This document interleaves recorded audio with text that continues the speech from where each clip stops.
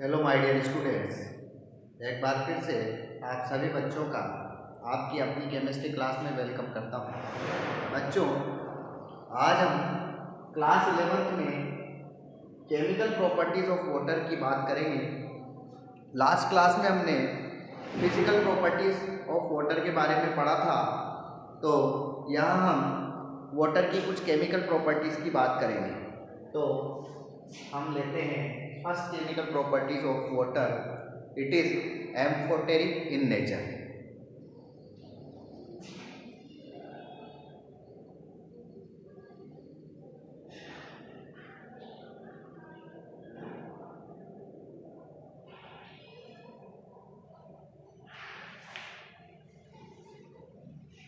Water जो है amphoteric nature का होता है।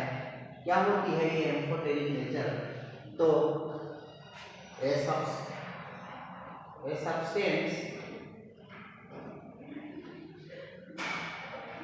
which act as an acid or a base। कोई भी ऐसा सब्सटेंस जो एसिड और बेस दोनों की तरह बिहेव करता है, a substance which act as an acid और बेस। ऐसे सब्सटेंस का नेचर एम्फोटेरिक नेचर होता है। तो water behave as a amphoteric in nature. Water behave as amphoteric nature. इसको हम वाटर के ऑटोप्रोटोलाइसिस से समझ सकते हैं। ऑटोप्रोटोलाइसिस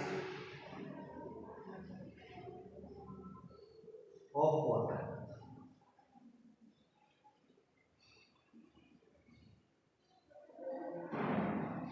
ऑटोप्रोटोलाइसिस ऑफ वाटर, या जिसे हम ionisation of water, self ionisation of water के नाम देते हैं। तो वाटर के सेल्फ आयोनाइजेशन को हम सेल्फ आयोनाइजेशन वाटर, तो वाटर के हम सेल्फ आयोनाइजेशन को ऑटोप्रोटोलाइसिस कहते हैं। ऑटोप्रोटोलाइसिस का मतलब है कि वाटर जो है प्रोटॉन देता भी है और प्रोटॉन लेता भी है। यानी यदि आपने पढ़ा है अकॉर्डिंग टू ब्रोंस्टेड कॉन्सेप्ट, कोई स्पीशीज जो प्रोटॉन डोनर स्पीशीज होती है is known as a acid, और जो ऐसी स्पीशीज जो प्रोटॉन एक्सेप्टर होती है is known as a base. तो अकॉर्डिंग टू ब्रोंस्टेड कॉन्सेप्ट हम कह सकते हैं कि वाटर का, यदि हम वाटर के साथ ट्रीटमेंट कराते हैं तो 1 molecule of water can act as a acid and 1 mole of water act as a base. जैसे कि हम यहाँ देख सकते हैं H2O प्लस H2O का हम ट्रीटमेंट कराते हैं, तो हम यहाँ देख सकते हैं सपोज दिस इज एसिड। तो एसिड है, ड्यू टू इसको ये एक प्रोटॉन डोनेट करेगा, तो यहाँ बनेगा H3O plus, this is H3O plus. Acid का जो बेस बनता है दिस इज कॉन्जुगेट बेस, और इसने यहाँ पर एक प्रोटॉन, इसने यहाँ प्रोटॉन लिया, इसने इसको प्रोटॉन दिया और it is convert into conjugate base. इसने यहाँ पर एक इससे प्रोटॉन लिया, तो यहाँ ये किसमें बदलेगा? OH माइनस में। तो यहाँ ये एसिड है और ये प्रोटॉन एक्सेप्टर होने की वजह से दिस इज बेस। यहाँ एसिड किसमें बदलेगा? कॉन्जुगेट बेस में, और ये बेस किसमें बदलेगा? इसके कॉन्जुगेट एसिड। तो इस तरीके से हम देख सकते हैं यहाँ एक वाटर का मॉलिक्यूल जो है वो प्रोटॉन डोनर का वर्क करता है, और दूसरा वाटर का जो मॉलिक्यूल है वो प्रोटॉन एक्सेप्टर है। तो ड्यू टू दिस रीजन हम कह सकते हैं कि water behave as a amphoteric nature because it can act as a acid or it can act as a base। एक हम और दूसरा एग्जाम्पल के थ्रू इसको समझने की कोशिश करते हैं कि अकॉर्डिंग टू ब्रोंस्टेड कॉन्सेप्ट हम जानते हैं इट एक्ट एसिड और इट एक्ट बेस। तो एक्ट एसिड विद अमोनिया और act base as a base with H2S। तो यहाँ हम देख सकते हैं, सपोज करो वाटर का ट्रीटमेंट हम अमोनिया के साथ कराते हैं, तो ये अमोनिया को एक प्रोटॉन डोनेट करता है और प्रोटॉन डोनेट होने की वजह से यहाँ एक्ट एज ए एसिड।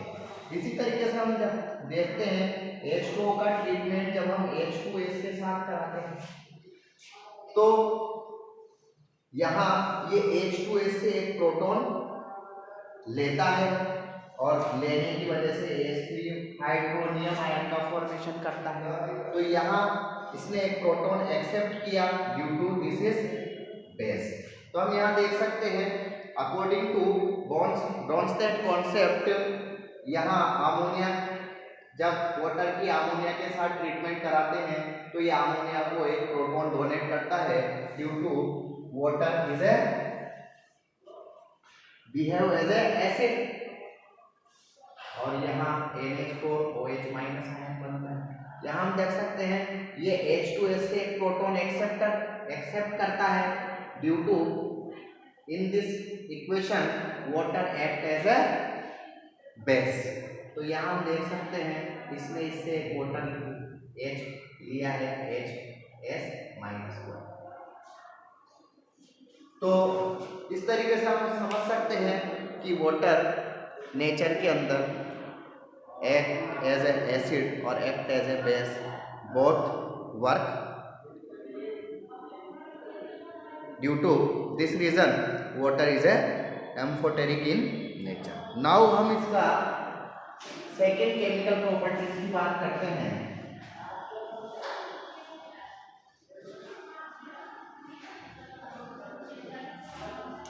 यहां हम लिखते हैं redox reaction. Redox reaction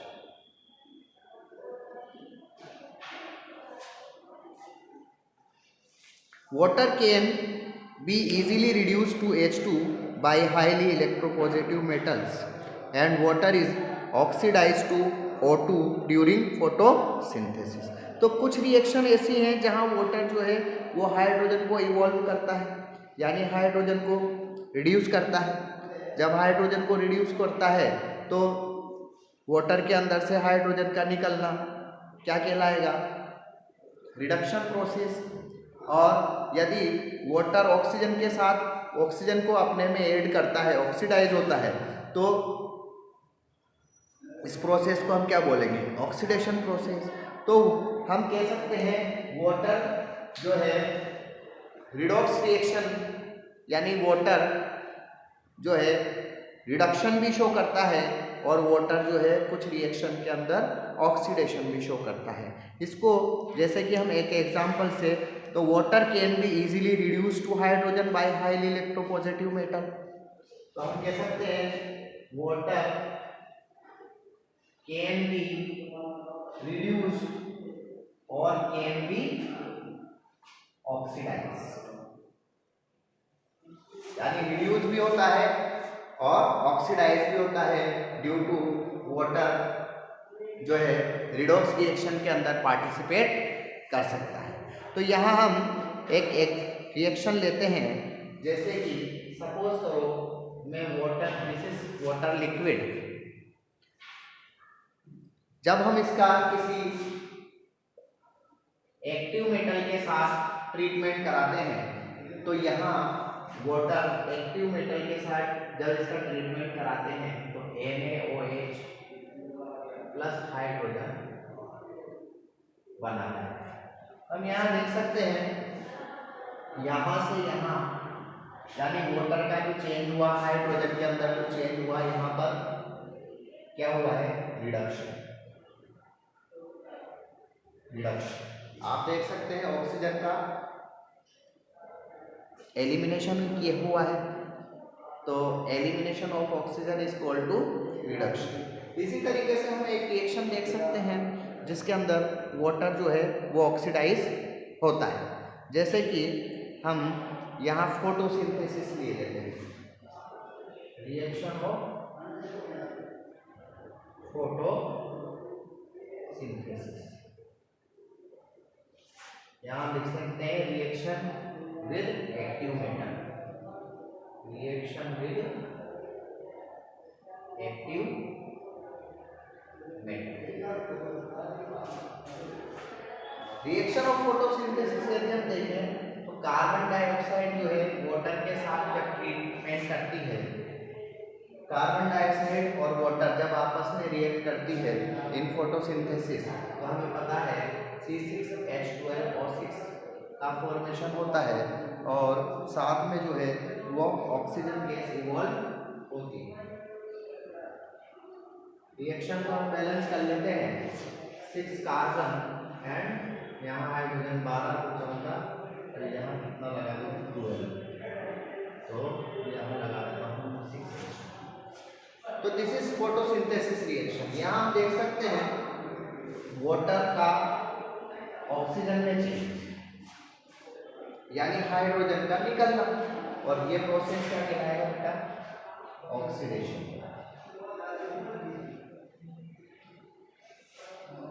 this process is called to oxidation. तो हम यहाँ रिडॉक्स इस कॉन्सेप्ट के अंदर हम देख सकते हैं कि वाटर कैन बी रिड्यूस, कुछ रिएक्शन के अंदर वाटर रिड्यूस हो जाता है और कुछ रिएक्शन के अंदर वाटर ऑक्सीडाइज हो जाता है। तो both reaction occurred by water due to water show redox reaction. Now हम इसका थर्ड केमिकल प्रॉपर्टीज की बात कर लेते हैं।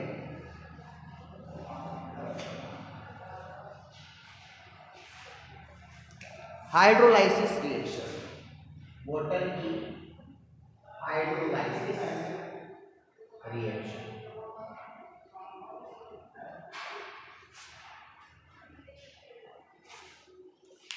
तो हम जानते हैं वाटर का जो डाइइलेक्ट्रिक कांस्टेंट होता है वो काफ़ी हाई होता है due to it has a very strong hydrating tendency.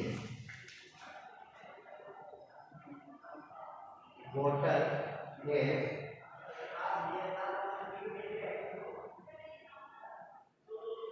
has high dielectric constant.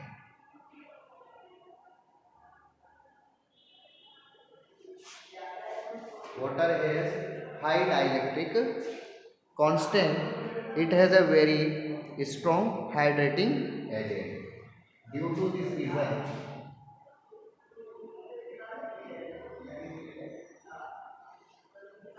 it has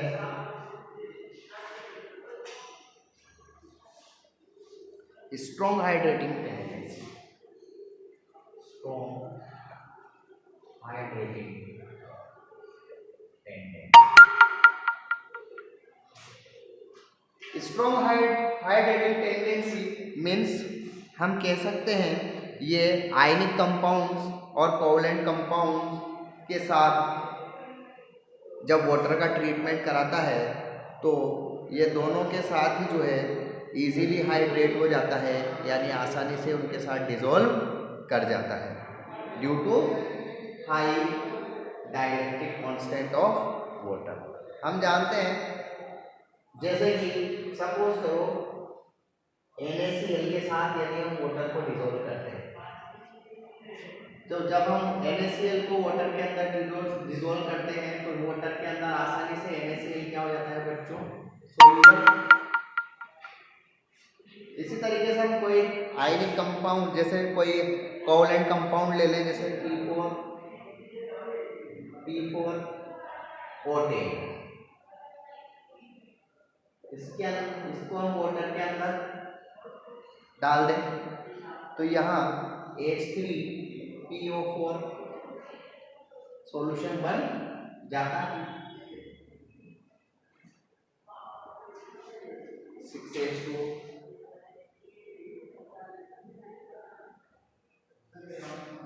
तो फॉस्फोरिक एसिड का फॉर्मेशन होता है, यानी वाटर के अंदर आसानी से फॉस्फोरस ऑक्साइड जो है आसानी से डिसॉल्व होकर फॉस्फोरिक एसिड का फॉर्मेशन करता है। इसी तरीके से देख सकते हैं SiCl4 के साथ this is ionic compound, this is ionic compound, this is ionic compound, this is covalent compound. तो कोवलेंट कंपाउंड और आयनिक कंपाउंड सभी जो है वाटर के साथ आसानी से डिसॉल्व हो जाते हैं, SiO2 प्लस SiO2 प्लस और HCl।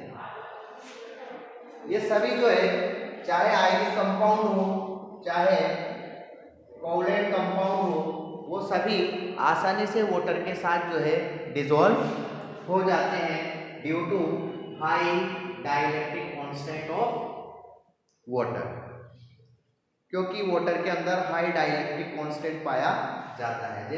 जैसे कि हमने यहाँ बताया आयनिक कंपाउंड को जब हम वाटर के अंदर डिसॉल्व करते हैं तो वाटर Na+ और Cl- में कन्वर्ट होता है आयन, और जब वाटर के कांटेक्ट में ये आते हैं तो वाटर के पास 2H+ आयन और ऑक्सीजन पर माइनस चार्ज होने की वजह से ये प्लस आयन को जो है ऑक्सीजन जो है वो चारों ओर से घेर लेते हैं।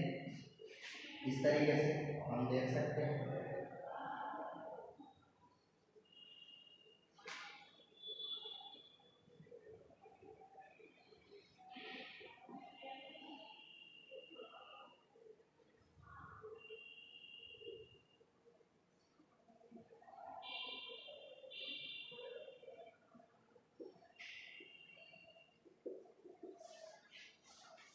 ऐसा होने इसी तरीके से क्लोराइड आयन को जो है वो कौन घेरेगा बच्चों, ऑक्सीजन एटम चारों ओर से घेर लेगा।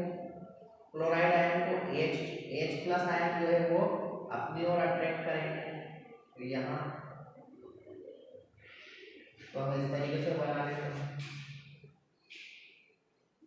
HH HH HH HH। तो यहाँ क्लोराइड आयन को हाइड्रोजन वाले जो है हाइड्रोजन पार्ट जो है वो क्लोरीन को आसानी से अपनी ओर अट्रैक्ट करता है, तो जिसकी वजह से क्लोराइड आयन इसकी तरफ इस तरीके से अट्रैक्ट हो जाता है।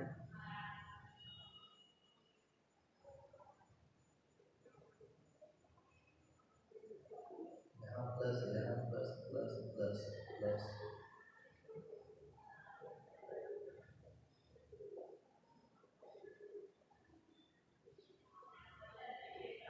आप देख सकते हैं इस तरीके से यहाँ डाइइलेक्ट्रिक कांस्टेंट होने की वजह से, यानी एक तो ऑक्सीजन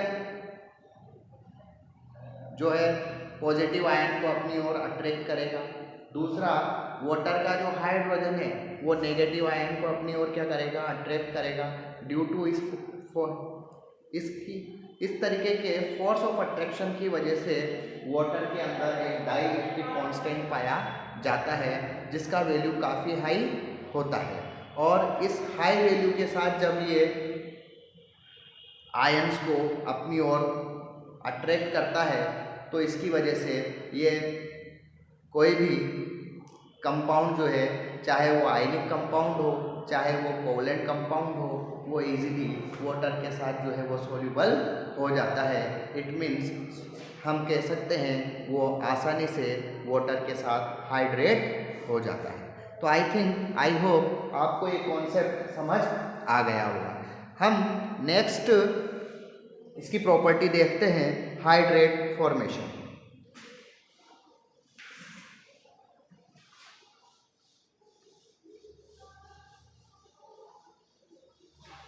हाइड्रेट फॉर्मेशन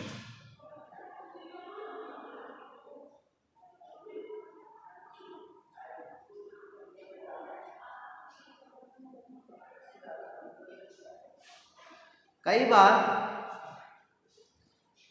वाटर जो है कंपाउंड्स के साथ मिलकर, कोवलेंट कंपाउंड के साथ मिलकर जनरली वाटर कोवलेंट कंपाउंड के साथ मिलकर जनरली इनके हाइड्रेट का फॉर्मेशन करता है। हाइड्रेट का फॉर्मेशन मीन्स उसके अंदर वाटर के मॉलिक्यूल जो है वो पाए जाते हैं। तो हम यहाँ देख सकते हैं, in aqueous solution many salt can be crystallised as hydrate. In aqueous solution in aqueous in water solution लिख देते हैं।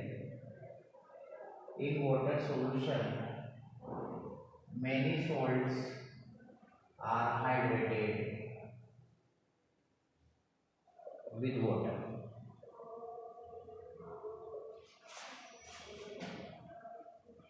यानी वाटर और सॉल्ट के बीच में बॉन्डिंग होने की वजह से जो जिस तरीके से आयन का फॉर्मेशन होता है उसे हम हाइड्रेट फॉर्मेशन नाम देते हैं। तो यहाँ हम देख सकते हैं such an association of water is different type. Such this association of salt with water are different type. Number 1, जैसे कि यहाँ कोऑर्डिनेशन बॉन्डिंग हो सकती है, दोनों के बीच में बॉन्डिंग कोऑर्डिनेशन हो सकती है। तो यहाँ इस तरीके के हाइड्रेटिंग सॉल्ट को हम कोऑर्डिनेशन वाटर नाम देते हैं। जैसे कि इस तरीके की बॉन्डिंग हम देख सकते हैं, chromium H2O6 plus 3 and 3Cl minus. यहाँ हम देख सकते हैं this is the coordination compound. तो क्रोमियम वाटर के साथ जो है वो इस तरीके से कोऑर्डिनेशन कंपाउंड की फॉर्म में हाइड्रेट कर जाता है, और यहाँ वाटर और क्रोमियम के बीच में कोऑर्डिनेशन बॉन्डिंग होने की वजह से इस तरह के हाइड्रेशन को हम कोऑर्डिनेशन हाइड्रेशन नाम देते हैं। इसी तरीके से हम देखते हैं कि वाटर जो है वो interstitial water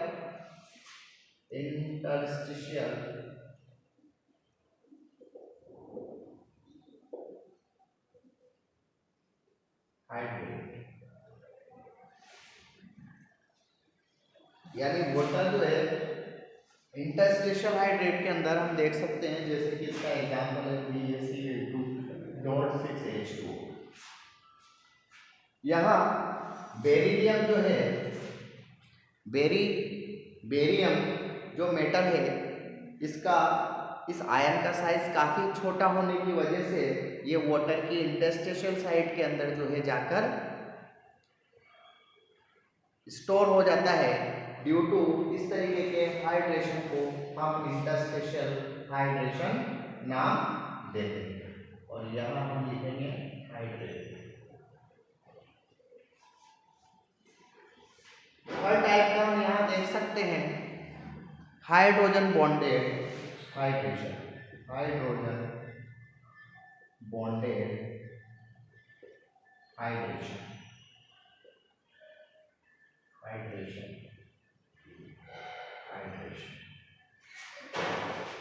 hydrogen bonded hydration.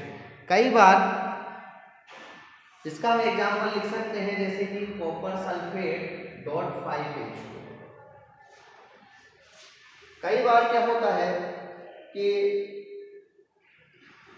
Hydrogen यहाँ पर हाइड्रोजन बॉन्डिंग, जैसे इस कॉपर सल्फेट सोल्ट के साथ जो है हाइड्रोजन, वाटर का हाइड्रोजन जो है वो हाइड्रोजन बॉन्डिंग कर जाता है। तो इस तरह से हाइड्रोजन बॉन्डेड हाइड्रेशन का फॉर्मेशन हमें देखने को मिलता है। जैसे कि यदि हम इसको इस तरीके से लिखें CuSO4.5H2, क्या हम इसको इस तरीके से लिख सकते हैं कि यहाँ कॉपर जो है 5 मोल वाटर के 5 मॉलिक्यूल के साथ इस तरीके से जुड़ा हुआ होता है, कॉम्प्लेक्स कंपाउंड की फॉर्म में जुड़ जाता है। कितने के साथ? 4 के साथ। तो क्रोमियम 4 के साथ जुड़ गया, और यहाँ ऊपर बचता है क्रोमियम कॉपर पे +2 चार्ज होता है, और यहाँ कॉपर पे +2 चार्ज हो गया और यहाँ सल्फेट -2 और साथ में 1 मोल ऑफ H2। तो ये स्फीयर जो है, इस स्फीयर को तो हम नाम देते हैं आयोनाइजेशन स्फीयर, आयोनाइजेशन स्फीयर। और स्फीयर के जो आयोनाइजेशन स्फीयर के जो आउटसाइड में है, तो इसको यहाँ से यहाँ तक ये तो इसके बाद ये वाला जो स्फीयर है, ये आउटसाइड का आयोनाइजेशन स्फीयर है। इस आउटसाइड जो स्फीयर पाया जाता है इसे हम कोऑर्डिनेशन स्फीयर नाम देते हैं। तो दिस इज कोऑर्डिनेशन स्फीयर। तो हम यहाँ देख सकते हैं कि 1 मोल वाटर का जो 1 मोल है वो कोऑर्डिनेशन स्फीयर के अंदर पाया जाता है, जबकि वाटर के जो 4 मोल हैं वो आयोनाइजेशन स्फीयर में एक्सिस्ट करते हैं। तो हम कह सकते हैं ये जो आयोनाइजेशन स्फीयर वाले जो वाटर मॉलिक्यूल्स हैं, ये तो हाइड्रोजन बॉन्डिंग नहीं कर सकते, बट ये जो वाटर है जो आउटसाइड द आयोनाइजेशन स्फीयर है, ये आसानी से इसके पास जो है हाइड्रोजन बॉन्डिंग करने के लिए आसानी से हाइड्रोजन और ऑक्सीजन अवेलेबल है, ड्यू टू ये it can act as a hydrogen bonding. तो ये हाइड्रोजन बॉन्डिंग में पार्टिसिपेट कर सकता है। और हम ऐसा कह सकते हैं, तुम only 1 water molecule which is outside the bracket और in coordination sphere is hydrogen bonded. The other 4 molecules of H2O participate in ionization sphere, so these 4 are coordinated. तो इसका मतलब हम कह सकते हैं ये 4 तो क्या होने वाले हैं, कोऑर्डिनेटेड हाइड्रेशन करेंगे, जबकि ये एक वाटर का जो मॉलिक्यूल है यहाँ पर हाइड्रोजन बॉन्डिंग के थ्रू हाइड्रेशन कर सकते हैं। तो this is the hydrate formation. I hope आपको ये वीडियो अच्छा लगा होगा। यदि आपको मेरा वीडियो अच्छा लगता है तो please like and share. Good day.